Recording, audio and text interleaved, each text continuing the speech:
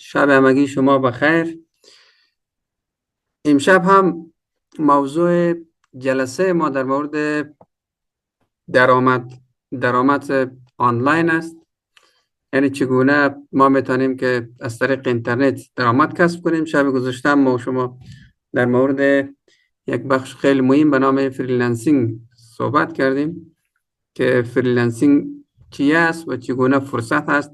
دانش آموزان در پهلوی ازی که درس خود میخوانه چطور میتونه که اوقات فراغت خود به زمینه درآمدزایی تبدیل کنه. یعنی حتی لوکیشن و موقعیت و کشورش فرق نمیکنه که در هر کشوری باشه، اما اکثرا خیلی از دانش آموزان هستن که از این طریق هم از یک طرف مهارت و اسکیل خود بالا میبره و از طرف دیگه میتونه که هزینه‌های تحصیل خود از طریق کار آنلاین به دست بیاره. امشب سه موضوع را ما روش بحث میکنیم. یکی شبکه‌های اجتماعی است و دیگه یک سایت خرید فروش آمازون هست و بازار مالی فارکس است که من خیلی کوتاه مختصر اینا رو برای شما توضیحات میدم که یعنی این فرصت ها در اینترنت آنلاین وجود داره. اگر شما خواسته باشین میتونین که از این فرصت ها استفاده بکنین و این مهارت ها رو یاد بگیرین. بازم در ابتدا میگم که هر کدام از اینا نیاز به آموزش جداگانه خیلی زیاد داره. ما فقط این فرصت ها به شما معرفی میشه و مزیتاش گفته میشه که چی خوبی ها داره اینا، در صورتی که شما این مهارت های اینمی بخش ها رو شما کسب کنید.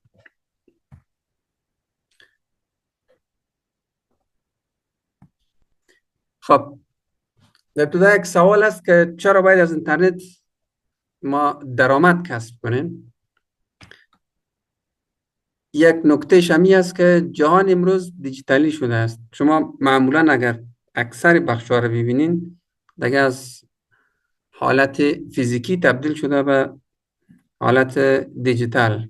حتی دولت ها رو میگیم دیجیتالی میشن، بخش تجارت، بخش صحت، بخش ترانسپورتیشن، بخش بانکداری، بخش آموزش و همین قسم بخشای مختلف دیجیتالی شده و از این لحاظ نیاز به این است که ما به صورت دیجیتالی کار کنیم و از طریق اینترنت درآمد کسب کنیم. کار اینترنتی و درآمد آنلاین تنها مختص دانشجویان نیست که اون وقت فراغت خود در اینجا صرف کنه و دیشب که ما شما خواندیم فریلنسینگ، یعنی در اوقات فراغت انجام بده و یک درآمد جانبی بر خود ایجاد کنه. خیلی هستن که به میلیون ها نفر در سرتاسر جهان است که اونا وظیفه رسمیش یعنی فول تایم مصروف بخش کار آنلاین است که یعنی هم بهترین کارها است و از طرف دیگه بیشترین درآمد را داره. حتی حالت فیزیکی کرده درآمدش چندین برابر بیشتر است. بسیار از مردم از خانه کار میکنن. یعنی در خیلی موقع است که در خیلی جا در صورتی که ما به صورت فیزیکی در یک دفتر بریم ممکنه که خیلی وقت ما ضایع شود در ترانسپورتیشن، در رفت آمد و همچنان مسائل دیگه. میتونیم از خانه خود در صورتی که کامپیوتر و یک کامپیوتر ما به اینترنت وصل باشه میتونیم کار انجام بدیم. نیاز به سرمایه زیاد نیست شما رسه، یعنی اونقدر کارهای آنلاین سرمایه زیاد ضرورت نداره، اما او اندازه که کارهای فیزیکی نیاز داره سرمایه بخش آنلاین خیلی اندک است. مثلا خرید و فروش در بخش آمازونه که ما شما در ادامه میخوانیم، نظر به این که ما شما دکان فیزیکی باز کنیم و یک فروشگاه فیزیکی داشته باشیم نهایت سرمایه کم نیاز داره. میتوان همزمان درس خواند و کار کرد. یعنی اکثر دانش آموزان می کار انجام میده که همزمان هم درس میخوانه و هم کسب درآمد میکنه از طریق اینترنت. آزادی مکان و زمان از جمله خیلی از مزیت و خوبی بخش آنلاین هست که ما هم از لحاظ مکانی آزادی داریم و هم از لحاظ زمانی که در هر زمان میتونیم کار انجام بدیم و همچنان از لحاظ مکان. یعنی دیشو که اینترنت ما هم کم مشکل داشت، یعنی ما در جای میمان بودم، نیاز نبود که ما در دفتر یا در خانه می بودم، از زمونجا همه کلاس آنلاین پیش بردیم. درس آنلاین نیاز به مکان نداره که ما باید از کجا کار انجام بدیم. درآمد از شبکه‌های اجتماعی. سلام استاد بله.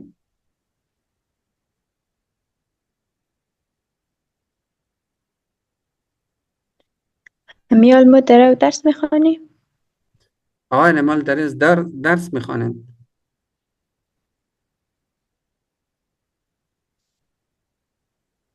حسیمی اولین شب که ما در جلسم دو موضوع چنم فهمونم زو خاطر سوال کدم. شما تازه چی شدین؟ اضافه شدین در اینجا. ما یک 2 روز به صورت حضوری کلاس داشتیم و در اونجا دوره 10 روزه رو به شما توضیح دادیم که ما در طول این 10 روز در پهلوی از این که پول آموزش بر افغانستان هم مکتب آنلاین به شما توضیح میدیم چگونه شما شامل مکتب شوین، چگونه دروس خود پیش ببرین و چگونه صنف ارتقا بدین و فارغ شوین و دیپلم بگیرین، امتحان بدین. در این بخش گفتیم بعضی فرصت های آنلاینی که وجود داره، اینمی فرصت های آنلاین ما با شما معرفی میکنیم که کسایی که علاقه مندش باشه بتونه که از اینا آگاهی پیدا کنه و میتونه که را دنبال کنه و از این فرصت های آنلاین استفاده کنه. اما خیلی از دانش آموزه هستن که درسته. بله نیاز به این داره که در پهلوی درس که میخوانه کار کنه و یا بعد از اینکه فراغت حاصل نشد در جایی که قرار داریم ممکن است که کار برای ما پیدا نشه. اما اگر ما آماده باشیم بسید بین المللی میتونیم در بازار کار بین المللی ما شامل کار شویم و برای خود درآمد کسب کنیم.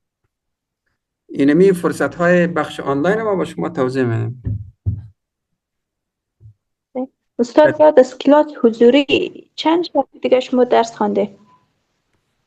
ما زیاد خواندیم و یک هفته خواندیم و باز از این هفته دوشنبه، سه شنبه، یعنی تقریبا 3 جلسه است که در این هفته میخوانیم. خب داخل معمولا شما اگر سوالات داشتین داخل سوال کنیم، به خاطر که همین وقت ما فعلا ضایع میشه. داخل باز ما بخش سوال جواب داریم. بله. تشکر. شبکه‌های اجتماعی تنها برای سرگرمی نیست و امروزه اگر شما ببینید در بین کمپانی‌های بزرگ اینمی شبکه‌های اجتماعی قرار داره که بیشترین درآمد را داره و بیشترین افراد هستن که مصروف در این بخش است. مثلا فیسبوک، اینستاگرام از شرکت میتا است. میتا از جمله یک از قول‌های تکنولوژی است. همین قسم مثلا یوتیوب از شرکت گوگل است یا مثلا تیک تاک اگه شما ببینید، اینا از جمله بزرگترین کمپانی‌ها هست و همچنان خیلی به میلیون ها یوزر داره، به میلیارد یوزر داره، استفاده کننده داره و همین اندازه درآمد در این بخشا ایجاد میشه که اگر ما خواسته باشیم در این بخشا میتونیم فعالیت کنیم و از این طریق هم کسب درآمد کنیم. مثلا شاید فعلا در شهر ما که اکثری شاید آگاهی هم دارن، خیلی از یوتیوبر زیاد شده در این بخش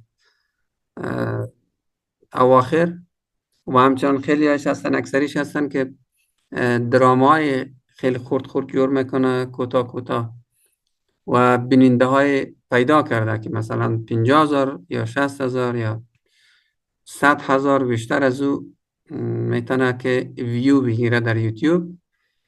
و اونا همو اندازه هزینه ای که میکنه، هزینه های خود از طریق ای که اون ویدیوهای از او را افراد میبینه کسب درآمد میکنه. مثلا همین قسم در اینستاگرام، در فیسبوک، در تیک تاک، در تمام شبکه‌های اجتماعی، هر شخص اگر به صورت هدفمند بخواهد این بخش فعالیت کنه، یک فرصت خیلی کلان هست که بتونه درآمد کسب کنه. یعنی به جای از اینکه ما فقط مصروفی بخشا باشیم، میتونیم از این بخشا درآمد کسب کنیم. این کسایی که خصوصا در این بخش بیشتر فعالیت کرده، اونا چندین برابر افرادی درآمد کسب میکنه که به صورت فیزیکی کار میکنه. خب چگونه در این بخشا از شبکه‌های اجتماعی باشه که ما درآمد کسب کنیم؟ ساخت ویدیوهای آموزشی یا سرگرمی. یعنی ما اکثری ما در یک بخش مهارت داریم، میتونیم از همون ویدیوهای آموزشی جور کنیم. مثلا یک نفر است که بهترین آشپز است، میتونه از آشپزی خود ویدیوها جور کنه و او را در شبکه‌های اجتماعی بانه. یا مثلا یک نفر بهترین خیاط است، موضوعات مربوط استایل و خیاطی و مثلا در بخش رنگ ها و دیزاین و طرح، میتونه در این بخش یک چینل در شبکه اجتماعی داشته باشه که از یک طرف میتونه که از خود شبکه ها درآمد داشته باشه و از طرف دیگه میتونه که در صورتی که اونمو یک فعالیت خوردی اقتصادی شروع کنه، مثلا خیاط باشه، خیاطی داشته باشه، و او برش زیاد یعنی کلان تبلیغات هست که مشتری ها از اون طریق میبینه و مشتری هر روز بیشتر میشه. همین قسم یک نفر مثلا زبان انگلیسی بلد است، ویدیوهای آموزشی میمانه، انگلیسی رو درس میده، از پایه همز و الف ب درس میده تا در بخش ادوانس. شما اگر در اینستاگرام ببینین، اگر در یوتیوب ببینین، خیلی هستن که از همین راهی که یک زبان را آموزش میده و دیگران کسب درآمد میکنن. یعنی ما یک حرفه را در هر بخشی که بلد باشیم، نقاشی بلد هستیم و از کل از اینا میتونیم که یک ویدیو آموزشی بسازیم و در شبکه‌های اجتماعی بمانیم. به هر اندازه‌ای که دیگران ببینه ما میتونیم درآمد کسب کنیم.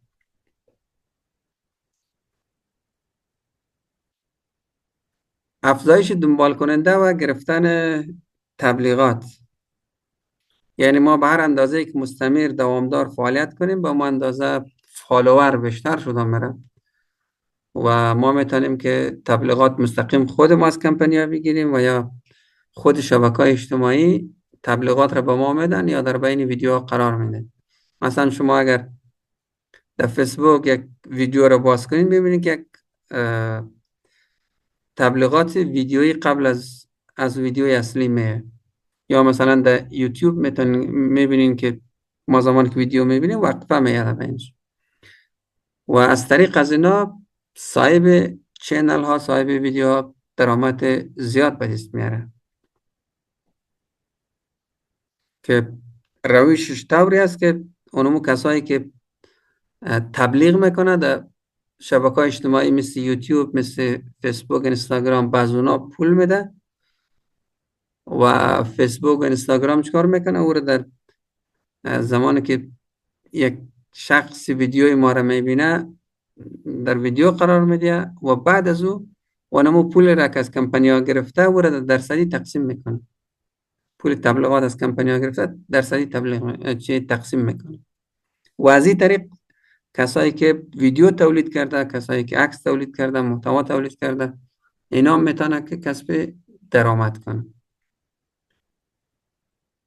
همکاری در فروش، یعنی در شبکه‌های اجتماعی کسی که زیاد فالوور داشته باشه میتونه یک کالا، یک جنس معرفی کنه برای دیگران و از این طریق میتونه که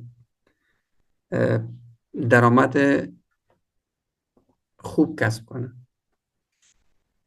مثلا در تیک تاک شاید بعضی دیده باشه، در اینستاگرام یک شخصی میگه که مثلا ما این بوته یا این لباس را ما خریدیم از فلان جای، این تو کیفیتش خوب است، قیمتش مناسب است، توضیحات میده.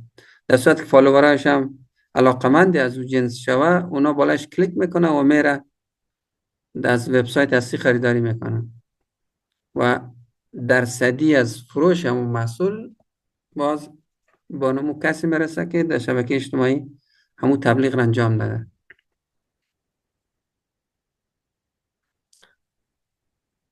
اگر شبکه اجتماعی ما میتونیم مهارت ها و بله اسکیل هایی که داریم مثل آموزش زبان، طراحی موسیقی، فتوشاپ و کل از اینا را ما از اینا ویدیو بسازیم و در شبکه در چینل خود بمانیم و از اون طریق میتونیم کسب درآمد کنیم. پس امروزه خصوصا بر کشورهای که دیشب هم گفتم جهان سومی که در اینجا سالری یا معاش پایینه، از شبکه‌های اجتماعی درآمد کسب کردن یک روش خیلی خوب هست. شاید داخل از کشورهایی که در اونجا معاش بلند است، ماهانه مثلا 7-8 هزار دلار معاش داره، پیدا کردن $1,000 برای از اونا یک چیز ناچیز باشه، برای از اونا تا زیای وقت باشه. اما $1,000 که تقریبا 3 لک کلدار باشه در پاکستان، برای یک شخص یک مبلغ قابل ملاحظه است که در صورت که تا فول تایم خودم مصرف کنه 3 لک کلدار به دست بیاره، یک درآمد خوب است برای از اونا. پس ما میتونیم در شبکه‌های اجتماعی درست، منظم و تخصصی فعالیت کنیم، میتونیم یک درآمد خوب به دست بیاریم. نکات که میتونه باعث موفقیت ما در شبکه‌های اجتماعی شود: یک، با نظم و برنامه کار کنیم. یعنی کسایی که بخواید در شبکه‌های اجتماعی فعالیت خود شروع کنه، اینا میتونه که اینا باید بسات منظم کار کنه. یعنی تو نیست که مثلا از ابتدا اگر شروع میکنه هر هفته یک ویدیوی آموزشی جور کنه و بمانه در شبکه اجتماعی. پس امیر تکرارا هر هفته ادامه داده باره. میتونه نمیشه که در یک هفته مثلا 3 تا ویدیو بانه، در یک ماه 2 ماه دیگه اصلا هیچ چیز نمونه. اون زمان خود الگوریتمایی که در این شبکه اجتماعی وجود داره اینا تشخیص میده که شما یک شخصی نیستین که مستمر یا دوامدار فعالیت کنین، یعنی دیگه هیچگاه همو چینل یا صفحه شما را مونتایز نمیکنه. محتوا را برای مخاطب خب مفید بساز، یعنی داخل حد کوشش شوه که یک محتوای ساخته شوه که مخاطبان زمانی که او را میبینه، کسی که میبینه از او یک چیز یاد بگیره. از دیگران تقلید نکنه، خلاق باشه. یعنی همیشه کاپی برداری نکنیم، یک خلاقیت به خرج بدیم، یک چیز نو از خود بسازیم. این بهتر هست. اعتماد مخاطب، یعنی شما اگر بتونین یک محتوای رو تولید کنین که مخاطب ها اعتمادش جلب شوه به شما، دیگه درآمدتان پایدار میشه و بسات همیشگی شما میتونین درآمد داشته باشید. در شبکه‌های اجتماعی شاید برای بعضیا سوال خلق شود که بعضیا ممکن است که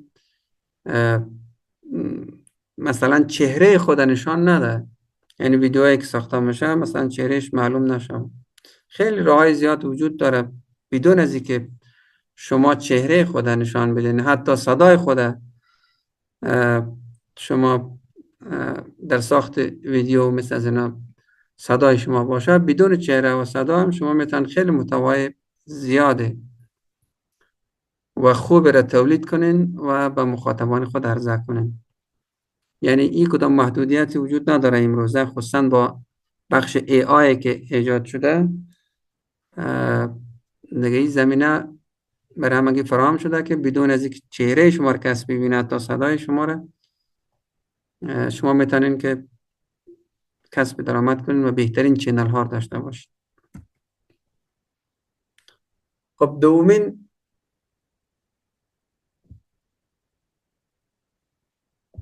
بخش از جلسه امروزی ما امازون هست. امازون بزرگترین کمپانی فروش آنلاین به صورت پرچون است. شما اگر خواسته باشین در مورد اطلاعات کسب کنین، در اینترنت جستجو کنین امازون. تنها که امازون نوشته کنین، چه در زبان فارسی چه در زبان انگلیسی، باز خود وبسایتش میاد و هم معلومات که شما خواسته باشین میتونین معلومات کسب کنین.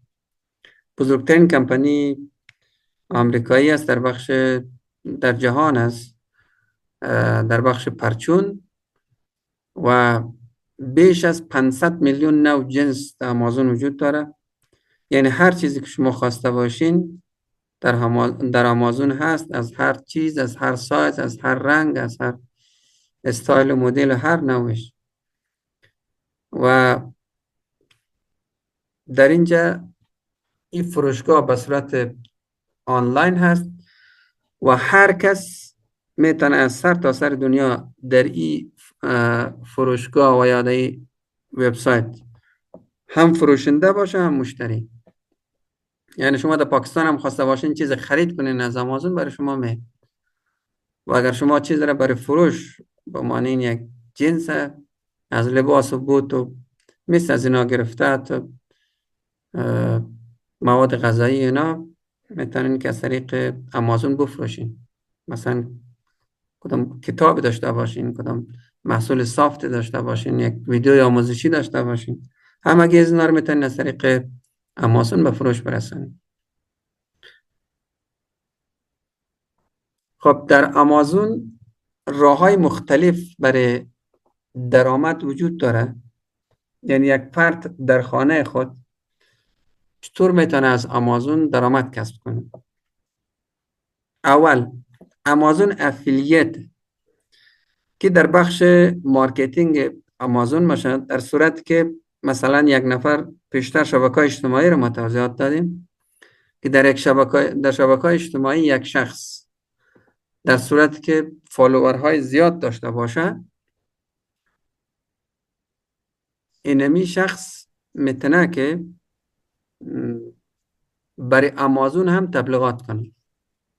مثلا محصولش پیشتر گفتیم معرفی کنه یا یک لینک از محصولی که در امازون وجود داره اینا در پیج خود، در وبسایت خود یا در چینل خود قرار بده و مجرد که مشتریا و کسایی که خریدار باشه کلیک کنه از طریق از اون لینک پر از امازون جنس خرید کنه، اونا از درصد فروشش به این نفر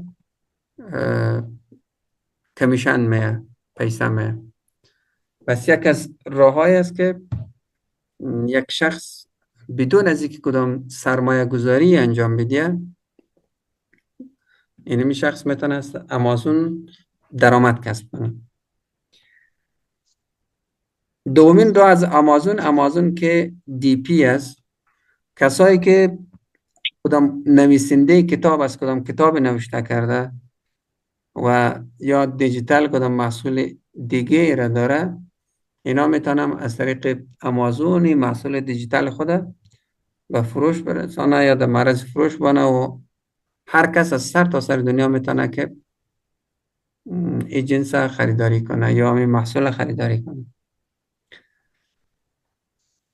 سومین منبعی که هر شخص میتونه از امازون درآمد کسب کنه، امازون اف بی است که یک کلانترین بخش از امازون است که شما کالای فیزیکی را از این طریق هم خریده میتونید هم فروش میتونید. مثلا بخواید درآمد کسب کنید از این طریق فروش میکنید.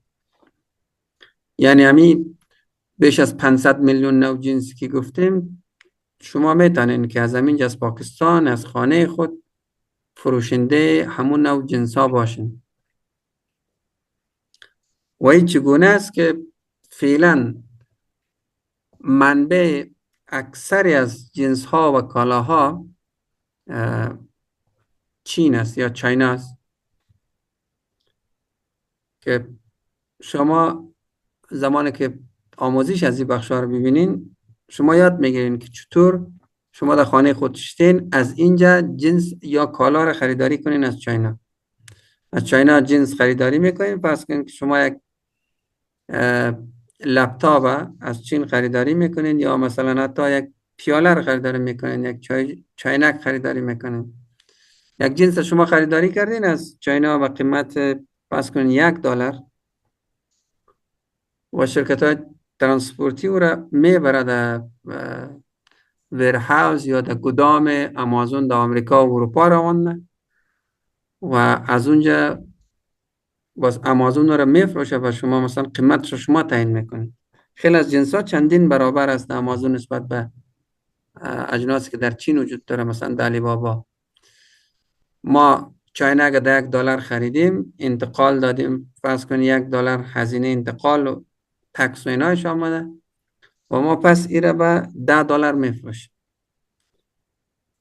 کل خرید و فروش این محصول ما با چند کلیک از خانه خود انجام میدیم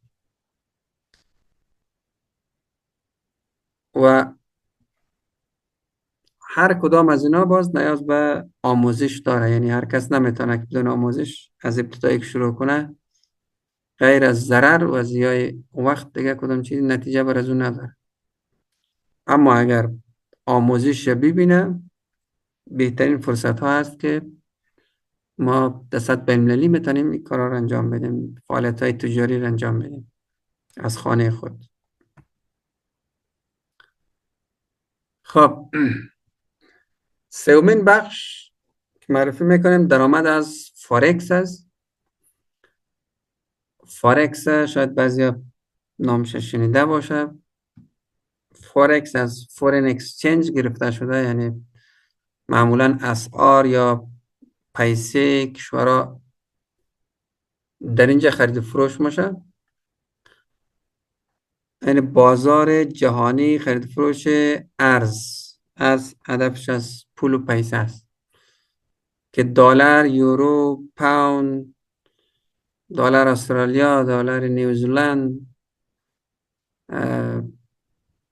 و پیسه اکثر کشورها در اینجا خرید و فروش میشه و از بالا رفتن و پایین آمدن قیمت از این پول ها یک شخص میتونه که منفعت به دست بیاره. و بزرگترین بازار مالی در جهان است که روزانه به میلیاردها و دلار در اینجا خرید و فروش میشه، یعنی معامله انجام میشه. ویژگی های این بازار چی است که به صورت 24 ساعته شما میتونین که در اینجا کار کنین، یعنی بسته نمیشه مثل بازارهای فیزیکی که از ساعت 8 تا 4 بجه باشه. یعنی هر زمان شب و روز شما میتونین که وارد این بازار شوین و خرید فروش خود انجام میدین. دیگه نیاز به دانش و تمرین داره، یعنی هیچ کس بدون آموزش از ابتدا نمیتونه که وارد از این بازار شود و اگر احیانا وارد از این بازار بدون آموزش شود صرف ضرر دیگه کدام نتیجه نداره و پول سرمایه خود از دست میده. شروع با حساب دیمو یا تمرینی، یعنی شما قبل از اینکه وارد بازار شوین به شما یک حساب یا اکاونت را به صورت دیمو به شما میدن که آموزشی که فقط برای آموزش است. یعنی قیمت ها لایف در اونجا وجود داره که مثلا دلار و یورو فعلا در کدام قیمت ها است، اما عین بازار اصلی است، فقط فرقش همی است که شما در اینجا سرمایه که به حساب خود دارین، سرمایه‌تان غیر واقعی است. شما در اینجا به خاطر آموزش کار میکنین. اگر سرمایه تان زیاد شد، مثلا $10,000 تان $12,000 شد، $15,000 شد، هم کدام فایده به شما نمیرسه. شما فقط یاد گرفتین که $10,000 خودت $15,000 کردین. احیانا اگر $10,000 شما $5,000 هم شود، کدام ضرر متوجه شما نیسته. شما یاد گرفتین. در اینجا و تمرینی است، آموزشی است و شما دلیلش هم پیدا میکنین که چرا ما ضرر کردیم در اینجا. تا زمان شما در حساب تمرینی خود ادامه میدین که به صورت دوامدار چندین ماهی بتانین که از این بازار سود کسب کنین. هر زمانی که منفعت یا مفاد کسب کردین، به اون موقع است که شما میتونین حساب واقعی باز کنین و پول واقعی خود در این بازار سرمایه گذاری کنین. نکات مهم در فارکس. فارکس راه سریع پولدار شدن نیست. و یک موضوع رو به شما بگم که در هیچ سر دنیا، در هیچ کشور، در هیچ موقع، هیچ راهی وجود نداره که کس خیلی زود پیسه دار شود. یعنی اگه بخواین از راه قانونی باشه، این هیچ امکان نداره، الا که کدام راه غیر قانونی وجود داشته باشه. و معمولا خیلی افراد به خاطر کلاهبرداری، مثلا خیلی ها واضح میدن که مثلا شما ایرا اینقدر منفعت زیاد داره و خیلی ها میخواین که از اون طریق سرمایه‌اش رو دزدی کنه. اونا رو ترغیب میکنه، انگیزه میده او بخشا که اینا رو شما باید بفهمین که کسی اگر شما را ترغیب کرد، تشویق کرد که اندهی بخش دهی را خیلی زود ما پولدار میشیم، در روز چند درصد فایده میکنیم، بفهمین که یک دام را بر شما مانده و شما رو میخواه که سرمایه تانه بدزده. دوم، ابتدا باید آموزش ببینیم. هیچ کس بدون آموزش وارد بازار نشه. ما دیشب موضوع فریلنسینگ به شما توضیح دادیم. او خیلی خطرش کم است. شما یک مهارت میرین آموزش میبینید، حتی رایگانش هم شما رو یاد داده که برین یک مهارت کسب کنین، بعدا این مهارت شما رو دیگران نیاز داره و از او مهارت شما استفاده میکنه، شما پول میگیرین در مقابلش. اما امشب این موضوعاتی که به شما آموزش دادیم، اینا تا حد دروی سکه است، یعنی هم منفعت بر شما داره و هم ضرر داره. شبکه اجتماعی ضرر نداره، فقط ضررش همی است که شاید بعضی به درآمد نرسه و وقت خود، زمان خود مصرف کنه در اونجا.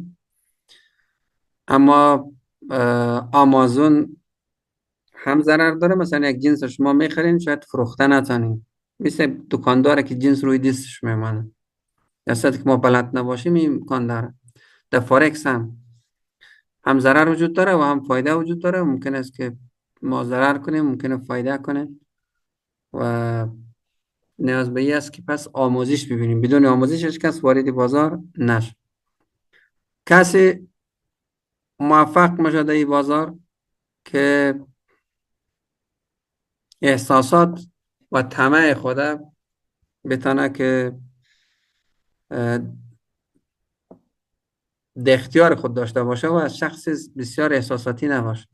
معمولا کسی که زود احساساتی میشه و پیسه بیاد خیلی دلش خوش میشه، یا پیسه را نسبتا زیاد غمگین میشه، زیاد برش تشویش میکنه، اینمی بازار مناسب افراد نیست. موفق ها کسایی هستن که صبور و منظم است. کسایی که صبر داشته باشه در این بازار موفق است. خب اینترنت فقط برای تفریح نیست، بلکه برای ساخت آینده است. کس میتونه که خیلی فرصت های زیاد است که آینده خود بسازه. مهارت و نظم مهمتر از شانس است. شما باید مهارت داشته باشید. از همین امروز یادگیری را شروع کنید. خب 40 دقیقه ما ختم بشه و از لینک دوم بین در بخش سوال و جواب. اگر امروز یاد بگیری، فردا میتونی زندگیت را بسازی. پس موضوع آموزش این اندازه مهم است برای ما و شما که هر روز باید یاد بگیریم.